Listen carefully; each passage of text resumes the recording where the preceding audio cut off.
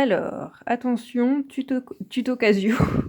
Alors moi, je peux pas remontrer exactement le début, sinon ça va effacer les données que j'ai déjà mis, mais en gros, tu appuies sur mode, après ta stat. Bon, au pire, je vais le refaire, vas-y. Mode, là, ta stat, donc c'est le 2. Tu appuies sur 2, tu arrives sur stat. Là, tu appuies sur 1, parce que tu as une seule variable. Et là, pour les valeurs de x, c'est les valeurs que tu as, donc c'est 3, 6... 7. Donc moi, 7, je l'ai marqué une seule fois et j'ai modifié l'effectif. J'ai mis un effectif de 2 parce qu'il apparaît 2 fois. Après, on a 8, 10, 12, 13, 14 et 15. Voilà, donc ça, c'est nos 10 valeurs. On les rentre ici. Une fois qu'on a rentré nos valeurs, attention, il faut appuyer sur AC pour ne pas effacer toutes les données. Après, on fait seconde stat.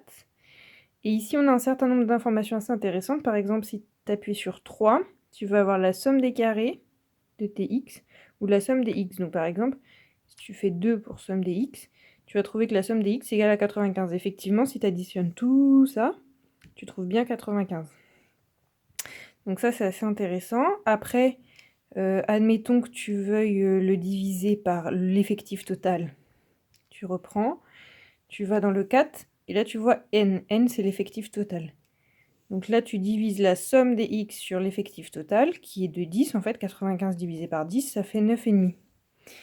95 divisé par 10, l'effectif total. Voilà. Et si jamais tu as vraiment la flemme de calculer, tu as encore dans le 4, var, tu as ça. Ça, le x avec une barre comme ça veut dire la moyenne. Donc tu appuies là, et tu vois bien, bah, ça fait la même chose, 9,5, c'est ce qu'on a trouvé. Après, tu refais seconde stat. Tu peux avoir l'écart type, qui est plus intéressant. Le 4, c'est l'écart type ajusté, donc c'est moyennement intéressant. Mais l'écart type normal, 3.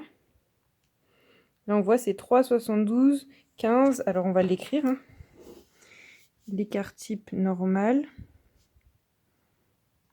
c'est égal à 3, 72, 15, 58, 8. Et on va voir que, effectivement, si on refait les calculs à la main, ça fait bien ça.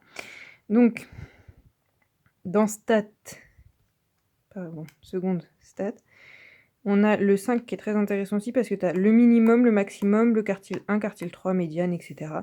Donc c'est pareil, si tu veux calculer l'écart interquartile, tu as juste à prendre le quartile 3 moins seconde stat 5, le quartile 1, 3. Et là on voit bien, le quartile 3 moins le quartile 1, ça fait 6. Après, on a aussi donc le maximum et le minimum. Donc par exemple, tu prends le maximum. Pareil, tu fais moins. Tu retournes là, tu retournes là. Le minimum, c'est le 1. On voit bien l'étendue, c'est bien 12. Donc c'est bien ce qu'on a trouvé. Etc. etc. La médiane. La médiane, c'est bien 9. Donc voilà, ça permet de vérifier tout ça. Voilà, voilà.